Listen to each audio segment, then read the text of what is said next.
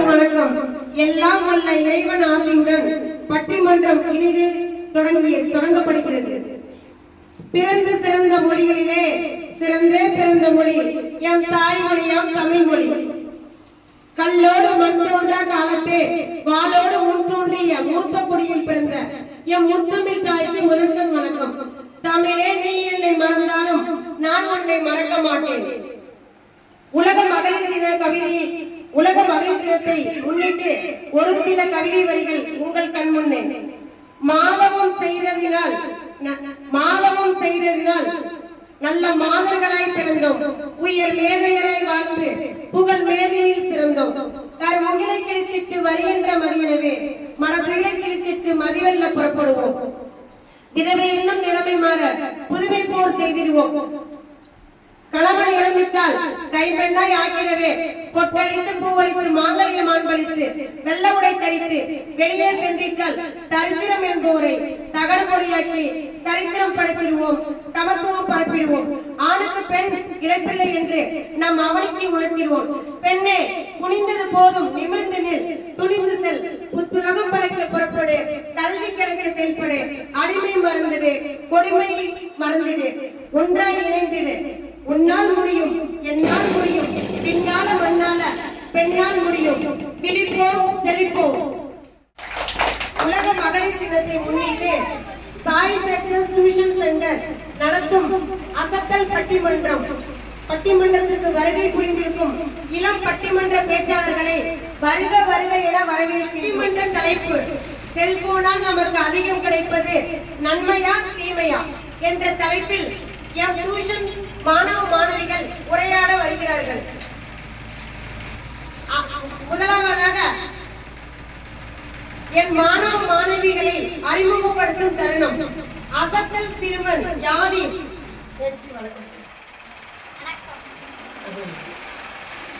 தீமை என்ற தலைப்பில் சாதனை சிறுவன் சாய் மித்ரன், வியக்கும் சிறுவன் கோசிகன், மயக்கும் சிறுவன் புவிதன், அறிவாளி சிறுவன் சண்முகேஷ், அறிவுக்கடல் சிறுமி நிலவரசி, படிக்கும் சிறுமி காருண்யா, நடிக்கும் சிறுமி முகில்மதி, பாடும் சிறுவன் கவின், ஆடும் சிறுமி நிறைமதி, மகிழ்ச்சி சிறுவன் ஹரிதரன், நெகிழ்ச்சி சிறுவன் சந்தோஷ், சீராட்டும் சிறுவன் தருண் பிரசாத், பாராட்டும் சிறுவன் சஞ்சய். உங்கள் அனைவரையும் சிறந்த உரையை கொடுக்குமாறு அன்புடன் வரவேற்கின்றோம். வருக வருக என்று. செல்போன் நன்மைதான் தருது அப்படிங்கிற தலைப்புல பேச எங்கள் டியூஷனின் அசத்தல் சிறுவன் யாதிசை அன்புடன் அழைக்கின்றோம். அனைவருக்கும் வணக்கம். சாகும் போது தன் படித்து சாக வேண்டும் என்ற சாம்பலும் கண்ணுணர்ந்து வேக வேண்டும். தமிழின் பெருமையை கூறி என் தாய் தமிழை வணங்கி என் உரையை தொடங்குகிற பட்டிமன்ற தலைப்பு செல்போனால நமக்கு அதிகம் கிடைப்பது நன்மையா தீமையா? செல்போனால நன்மைதான் என்ற தலைப்பில் உரையாட வந்துள்ளேன். நடுவர்களே, உங்க அப்பா சிங்கப்பூர்ல இருக்காங்க, அவங்கள பார்க்கணும்னு ஆசைப்பட்டேன். எப்படி பார்க்கறது நடுவர்களே? உடனே மொபைல் எடுத்து வீடியோ காலிங் பண்ணி பார்த்தால் பக்கத்துல இருந்த மாதிரி இருந்துச்சு. எங்க அப்பாவை சிங்கப்பூர்ல ஷாப்பிங் பண்ண போகும்போது என்ன பொருள் வேணும்னு கேட்டாங்க. நான் வீடியோ கால் பண்ணி என்னென்ன பொருள் வேணும்னு சொன்னேன். பொருள் வாங்கிட்டு காமிச்ச உடனே நான் ரொம்ப சந்தோஷமாக ஆயிட்டேன். எங்க அம்மாட்ட எனக்கு பிடிச்ச சாப்பாடு செஞ்சு கேட்டேன். எங்க அம்மா தெரியாதுன்னு சொல்லிட்டாங்க. முயல் எடுத்து யூடியூப்ல போய் நான் டைப் கூட பண்ணல, வாயாலே சொன்னேன். வீடியோ வந்த உடனே எங்க அம்மாட்ட காமிச்சேன். உடனே செஞ்சுக்க நான் சாப்பிட்டு சந்தோஷமாக விளையாடுறேன். இவ்வளவு சந்தோஷத்தை அள்ளி கொடுக்கிற முயலுக்கு நன்மை தான் தருகிறது என்று கூறி என் உரையை முடித்துக் கொள்கிறேன். நன்றி, வணக்கம்.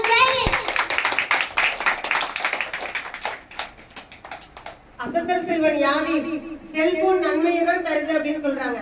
ஆமா, ஒரு குழந்தைக்கு இவ்வளவு சந்தோஷத்தை அள்ளி கொடுக்குது, அப்ப மொபைல் போன் வந்து நல்லது தானே அப்படிங்கறத நானும் நினைக்கிறேன். நன்மையை தான் தருதுன்னு நானும் நினைக்கிறேன். அடுத்து எதிரணியில இல்ல செல்போன் தீமையை தான் தருது அப்படின்னு பேச சாதனை சிறுவன் சாய்மித்திரனை அன்புடன் அழைக்கின்றோம். அனைவருக்கும் வணக்கம். என் பேர் சாய்மித்திரன். 7 தூக்கி பள்ளியில் இன்று பெயரும் பையன்தான் நாடு காக்கும் நிறுவனாய் நாளை விளங்க போகிறான். தித்திக்கும் தேர்ந்தவர் திக்கட்டும் வரவட்டும் முத்தமிழ் தைக்கும் முதற்கண் வணக்கங்கள். நடுவர் அவர்களே, ஆசிரியர் பெருமக்களே, வருகாலத்துங்களே, எதிர்காலங்களே, என் அன்பின் இனிய மாணவ செல்வங்களே, உங்கள் அனைவருக்கும் முதற்கண் வணக்கம். ஆகட்டும் என்று கூறி பட்டிமன்றத்தில் வருகிறேன். தாருங்கள் தங்கள் காதுகளே. பட்டிமன்ற தலைப்போ செல்போனால் அதிகம் கிடைப்பது நன்மையா தீமையா? செல்போனால் அதிகம் கிடைப்பது தீமைதான் என்ற தலைப்பில் உரையாட வந்துள்ளேன். நடுவர் அவர்களே, எங்க அம்மானா எப்படி தெரியுமா சொல்றாங்க? பேசிக்கிட்டு எப்படின்னு சொல்லவா? நிலாவை காமிச்சு தங்கமே பவனே கட்டி கரும்பே நிலால யார் இருக்காங்க தெரியுமா? அப்பையா இருக்காங்க.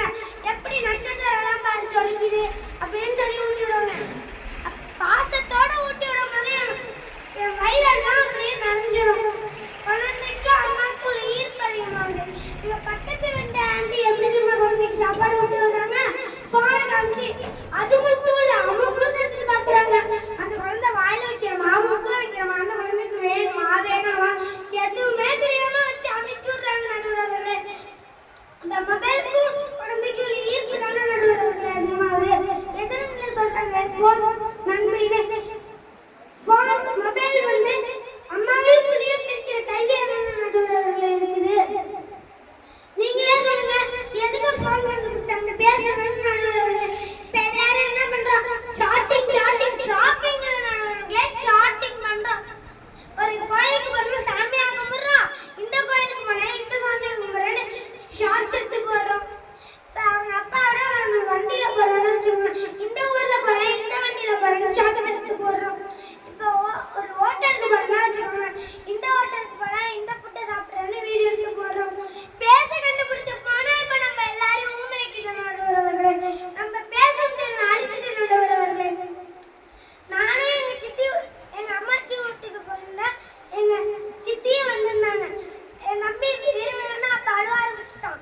எடுத்து தொட்டில போட்டுட்டு குடுக்கணும்னு வந்தாங்க. எங்கன்னு வந்தோடனே கேட்ட நடுவர் அவர்களே, அவங்க போன் எடுத்து போனாங்க. ஏன் சித்தி போன் எடுத்து போனீங்கன்னு கேட்டேன். அதுக்கு சொன்னாங்க, போன்ல வீடியோ வச்சு கொடுத்தா, பாட்டு வச்சு கொடுத்தா தூங்கிடுவான்னு சொன்னாங்க. ஏன் நீங்க வாயால பாடுங்களேன்னு சொன்னேன். இல்ல அவன் பாட தூங்க மாட்டேன் அப்படின்னு சொன்னாங்க. இல்ல நீங்க பாடிதான் அவன் தூங்கினான்னா தூங்கலையான்னு நான் பாக்குறேன் அப்படின்னு சொன்னேன். பாடினாங்க, கண்ணான கண்ணே கண்ணான கண்ணேன்னு. இன்னும் விறுவிறுன்னு அழுவ ஆரம்பிச்சிட்டான். அதே பாட்டையே போன்ல வச்சு கொடுத்தாங்க. சிரிச்சிட்டு தூங்கிட்டாங்க நடுவர் அவர்களே. எப்படி போன் பாருங்க ஆட்டி படிக்குதுன்னு. இப்ப நான் ஒரு பாட்டு போடுறேன், நீங்களே அடுத்தது சொல்லுங்க.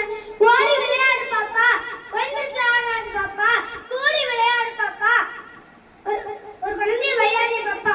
அந்த பாட்டை நீ யார்கிட்ட வேணாலும் கேட்டு பாருங்க, எல்லாருமே டக்கு டக்குன்னு அர்த்தத்தை சொல்லுவாங்க.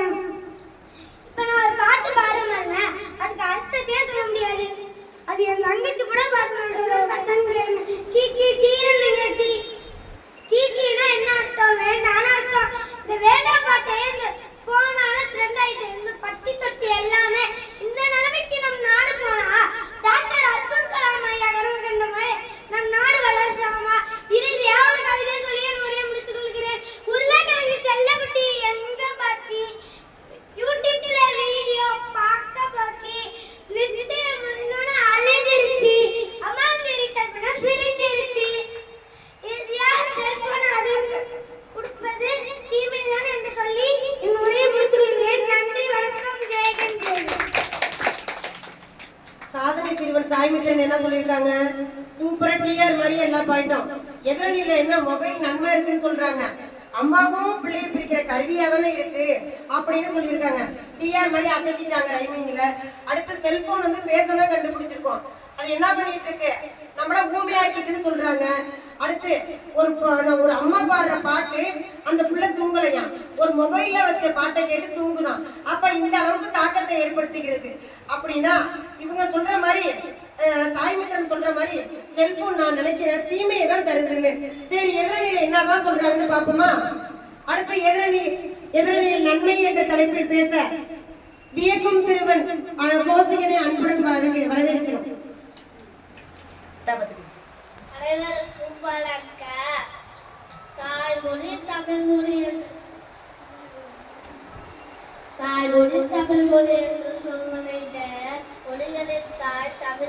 தூங்கள் சொல்வோம் என்று என் தமிழனை வழங்கி என் உரையை தொடங்கினேன். செல்போன் எவ்வளவு நன்மை இருக்குது தெரியுமா நண்பர்களே? வீட்டில் இருந்துக்கிட்டே சுட சுட சாப்பிடுற வடை மாதிரி சூடான உலகத்தில் நடக்கும் செய்திகளை தெரிஞ்சுக்கலாம். இது மட்டுமா நடுவர்களே? எதிரடியில் ஓயல் தீமைன்னு சொல்றாங்களே, ஒரு ஆக்சிடென்ட் நடக்குது, செல்போன் பயன்படுத்தினாலே ஆம்புலன்ஸை கூப்பிட முடியும். இறுதியாக செல்போன் நன்மையெல்லாம்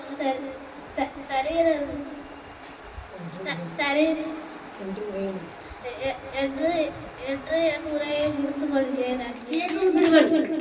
என்ன சொல்றாங்க? சுட சுட சாப்பிடுற வடை மாதிரி சூடான உலகத்துல உள்ள எல்லா செய்தியும் தெரிஞ்சுக்கலாமா? அப்ப செல்போன்ல எல்லாத்தையும் தெரிஞ்சுக்கிறோம் அப்படின்னா அது நன்மையை தானே தருது. அப்ப எனக்கு யோசிக்க தோணுது, நன்மைதான் நான் நினைக்கிறேன். நீங்க எல்லாம் என்ன நினைக்கிறீங்க? அறிவாளி சிறுவன் சண்முகேசை அன்புடன் அழைக்கிறோம் நன்மை என்ற தலைப்பில் பேச. அனைவருக்கும் வணக்கம். என் பெயர் ஆ சண்முகே. அன்னை மொழியாய் அழகாக செந்தமிழே, உன்னைக்கும் முன்னை முன்னிலே என்று தமிழை பற்றி கூறி தமிழ் அன்னையை வணங்கி என் முறையை தொடங்கினேன். பட்டிமன்ற தலைப்பு செல்போனால் அதிகம் கிடைப்பது நன்மையா தீமையா? செல்போன் நன்மைதான் தருகிறது என்று எடுத்துக்கூற வந்துள்ளேன். நடுவர்களே, செல்போன் படிப்புக்கு எவ்வளவு உதவியா இருக்கும் தெரியுமா? பாடத்தில் சந்தேகம் பார்க்கலாம், டிராயிங் வயலா போட்டுக்கொள்வதை பார்த்துக்கலாம். முக்கியமாக சவாலாக வாழ்ந்த காலகட்டத்தில் நமது திறமையை வெளிப்படுத்த மொபைல் போன் பொக்கிஷமாக காத்திருக்கின்றது. நடுவர்களே, என்று காலம் மாறி எல்லாமே மொபைல்லே வந்துவிட்டது. ஜிபே, போன்பே, பேடிஎம் இதெல்லாம் யூஸ் பண்ணி பணத்தை உடனே அனுப்பிக்கலாம். நடுவர்களே, செல்போன் நன்மையை கூறிக்கிட்டே போகலாம். கொரோனா காலத்தில் ஆன்லைன் வகுப்பு மிகவும் முக்கியமாக ஒன்றாக இருந்தது. அது காரணம் செல்போன் தான். கொரோனா காலகட்டத்தில் பரீட்சை எழுதாமல் பாஸ் பண்ண கொடுத்தாங்க என்று நடுவர்களே என்று கூறி இத்துடன் என் உரையை முடித்துள்ளேன். நன்றி, வணக்கம். ஜெய்ஹிந்த்.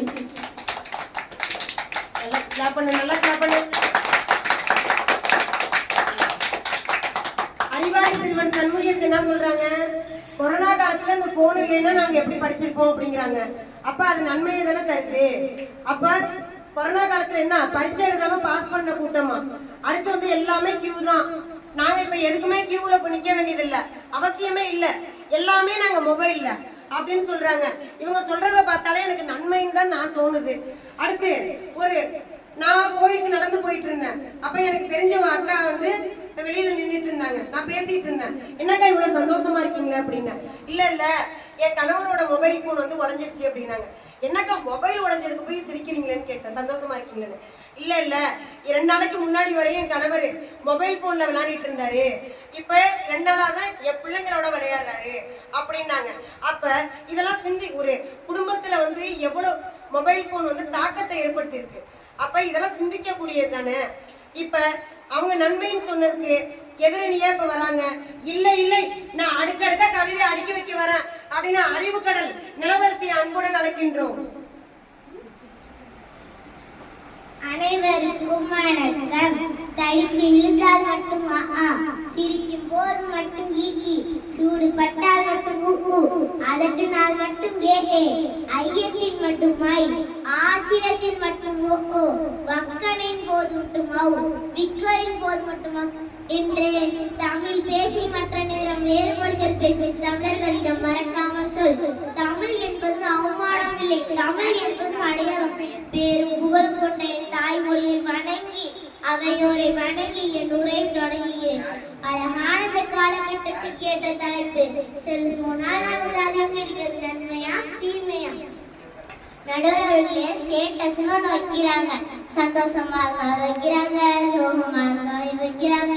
நம்ம வாழ்க்கையில இன்பம் உண்டு துன்பம் உண்டு. யார் நம்ம பர்சனல்ல வெளிச்சு போட்டு காட்டணும். ஆக்சிடென்ட் நடந்தா ஆம்புலன்ஸை கூப்பிட்டா போன் வேணும்னு எதிரணி சொல்றாங்க. நான் சொல்றேன், ஆக்சிடென்டே போனால தான் நடக்குது. நடுவர்களே, சாப்பிடும்போது சாப்பாடு சாப்பிடாம பக்கத்துல உள்ளது சாப்பிடுறாங்க. கண்டக்டர் டிக்கெட் இல்லாம பக்கத்துல உள்ளதே தடுவுறாங்க. இவங்க யார்கிட்ட பேசி யார் நோக்கி போறாங்க தெரியுமா நடுவர்களே? எவங்கிட்ட பேசிட்டு எவனை நோக்கியே போறாங்க. இது உண்மையான சம்பவம். கேரளாவில் இருந்த 8 வயது சிறுமி யாஸ்மிங்கிற ஒரு பொண்ணு கார்ட்டூன் பார்க்கல அந்த போன் விடுத்து இருந்துட்டாங்க. அந்த போனால அந்த உயிரை கொடுக்க முடியுமா நடுவர்களே? நம்ம ஊருக்குள்ள தெரியுமா நடுவர்களே? போனுக்கு பாதிப்பு கண்ணு நடுவர்களே. கையிலனா பிளாஸ்டிக் வச்சுக்கலாம், காலிலனா பிளாஸ்டிக் வச்சுக்கலாம், கண்ணுலாம் பிளாஸ்டிக் வைக்க முடியுமா நடுவர்களே? கண்ணு இல்லைன்னா இந்த உலகத்துல வாடுறதுக்கே அர்த்தம் இல்லை. ஒரு சின்ன குழந்தைய சாப்பிட கூட்டா போன வாங்கிட்டு போய் உட்காரு, ஒரு பாட்டியை சாப்பிட கூட்டா போன வாங்கிட்டு போய் உட்காரு. இப்போ குழந்தை பொத்தையிலேருந்தும் தள்ளாடும் பாட்டி வரையும் எல்லாம் அந்த போனுக்கு அடிமையாயிட்டாங்க. இங்கே அணம் படுறவன் ஏனோ விகத்தியும் அதிகமாச்சு. வம்பளத்தான் முக்கியம் எல்லாம் வாட்ஸ்அப்ல முடங்கி போச்சு. கூடி பேசி குழுவை குரல் எல்லாம் மறந்து போச்சு. பாலா போன கைபேசின்ற வர உறவுகளை மறந்து போச்சு. பக்கத்தில் நிற்பவனை பார்க்க கூட தோணல. 10 நிமிடம் கைபேசி மறந்து பயணிக்க முடியல. இவ்வளவு தீமை கைய செல்வோம், தீமைதான் தருகிறது என்று என் உரையை முடித்துக் கொள்கிறேன். நன்றி, வணக்கம்.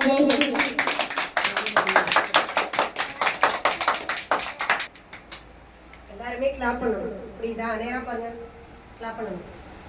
அறிவுக்கடல் இளவரசி என்ன சொல்லியிருக்காங்க? ஆமா, இப்ப வாழ்க்கைன்னு எடுத்தா என்ன இருக்கும்? இன்பமும் இருக்கும், துன்பமும் இருக்கும். நான் அடுத்தவங்கள்ட்ட என்ன வெளிச்சம் போட்டு காமிக்கணுமா? இன்னைக்கு இன்பம் இருந்தா நாளைக்கு என்ன இருக்கும்? துன்பம் வரும். அடுத்த நாள் அதே இது மகிழ்ச்சியா தானே இருக்கும். அதெல்லாம் காமிக்க கூடாது. அவங்க சொன்ன பாயிண்ட் நல்ல பாயிண்ட். அடுத்து கேரளாவை சேர்ந்த ஆதித்யா ஸ்ரீய, ஆமா, இப்ப கார்ட்டூன் பார்த்துட்டு இறந்துட்டு அவங்க அம்மாட்ட வந்து அந்த செல்போன்னால அந்த உயிரை திருப்பி தான் கொடுக்க முடியுமா? ஒரு கவிதையோட முடிச்சாங்க. அடுத்து வந்து கண்ணு தான் முக்கியம். எதா இருந்தாலும் பிளாஸ்டிக்ல வச்சுக்கலாம். கண்ணு வந்து போயிடுச்சுன்னா அந்த ஒளியை வந்து பிளாஸ்டிக்ல வைக்க முடியுமா? எல்லா பாயிண்டும் அடுக்கடுக்கா வச்சாங்க. அவங்கள எதிரணியா இப்ப என்ன பேச வராங்கன்னா, அறிவுக்கடல் இளவரசி என்ன பேசினாங்க? நாங்க நன்மைன்னு அடுக்கடுக்கா அடுத்தடுத்து நாங்க பழமொழியோட எல்லாத்தையும் பேசுறதுக்கு வரோம், ரெடியா இருக்கோம்னு படிக்கும் சிறுமி காரூணியாவை அன்புடன் அழைக்கின்றோம். பேக்காரியா பட்டணத்து தலைப்பு பேசுகிறேன். தமிழன் என்று சொல்லுதா கலை நிகழ்ந்ததா என்று கூறிய நிறைய தொடங்கியேன். பட்டுமன்ற தலைப்பு செல்போன் கதியன் கிடைக்கிறது நன்மையா தீமையா?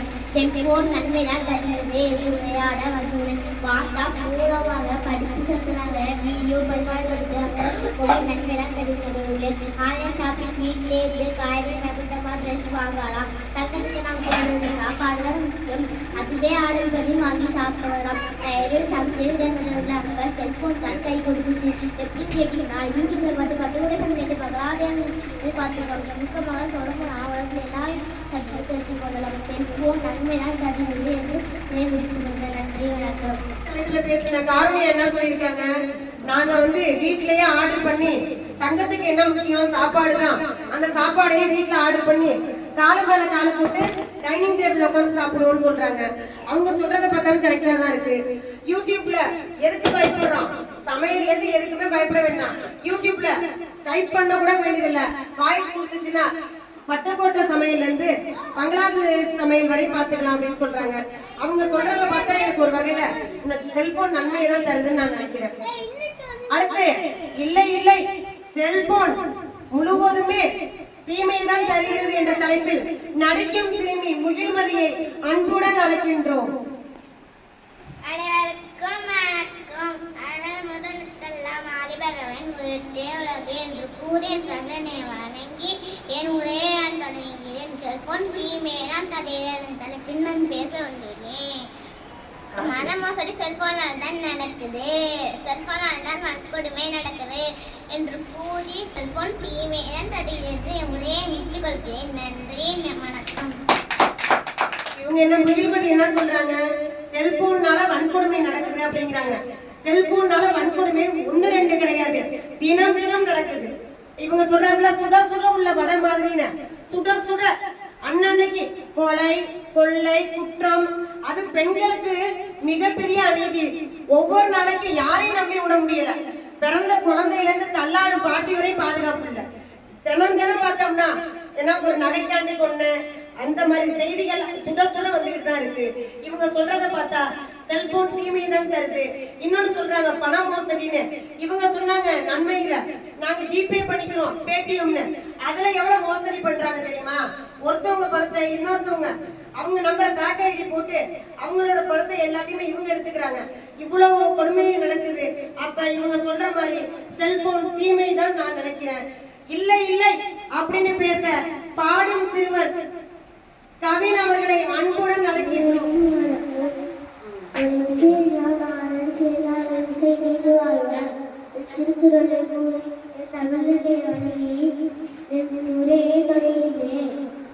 செல்போன் தலைப்பில் பேசுகிறது. ஊர் பேசி எந்த இடத்துல போகலாம். செல்போன்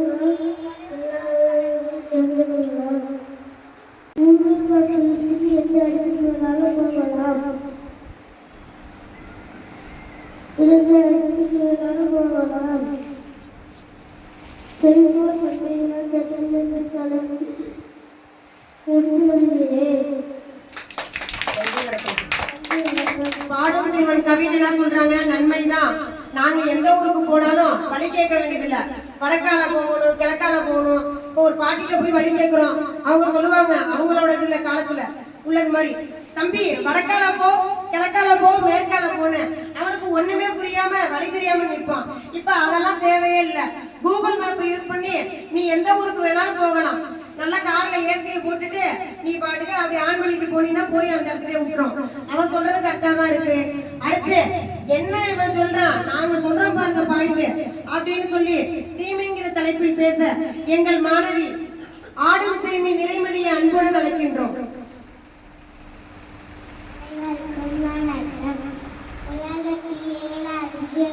உள்ளது என்று சொல்கிறார்கள்.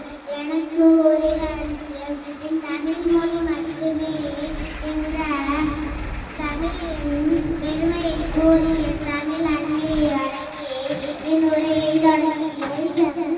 கிடைப்பது நன்மையா தீமையா?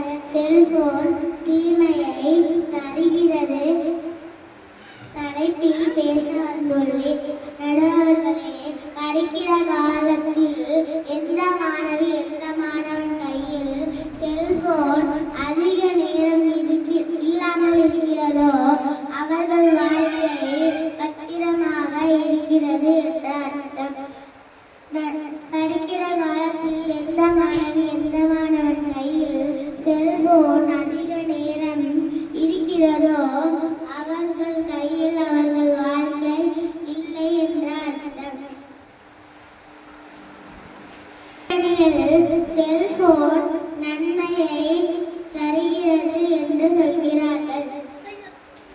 செல்போன் நிறைய கண்டுபிடித்த ஆப், ஆனா அது எங்களுக்கு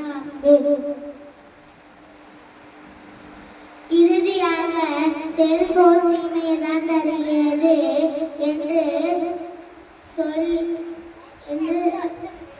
தீமையை தான் தருகிறது என்று சொல்லி என் உரையை முடித்துக் கொள்கிறேன். நன்றி, வணக்கம். நிறைமதி என்ன சொல்றாங்க, வாழ்க்கையில வந்து எந்த மாணவி கையில வந்து செல்போன் இருந்துச்சு அப்படின்னா அவங்க வாழ்க்கை இல்ல. அது கரெக்ட் தான். செல்போன் இல்ல அப்படின்னா அவங்க கையில அவங்க வாழ்க்கை பத்திரமாக தான் இருக்குது அப்படிங்கிறாங்க. இதுல நிறைய ஆப்பு கண்டுபிடிச்சிருக்காங்களா, அதுதான் வச்ச ஆப்புன்னு. இவங்க சொன்னது எல்லாமே எனக்கு தீமைன்னு தான் படுது. இல்லை இல்லை, எதிரணியில என்ன பேச வராங்கன்னு பாப்போமா?